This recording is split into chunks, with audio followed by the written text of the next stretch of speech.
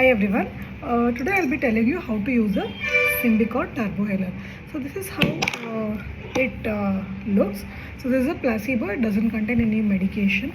So you'll have to rotate it, open it, and then you have to turn it like this. You'll hear a click sound. So that's when the medicine gets loaded, and then you have to breathe out and then put inside your mouth, lift your head up and slowly inhale. And then hold your breath for around 10 counts and breathe out through your nose.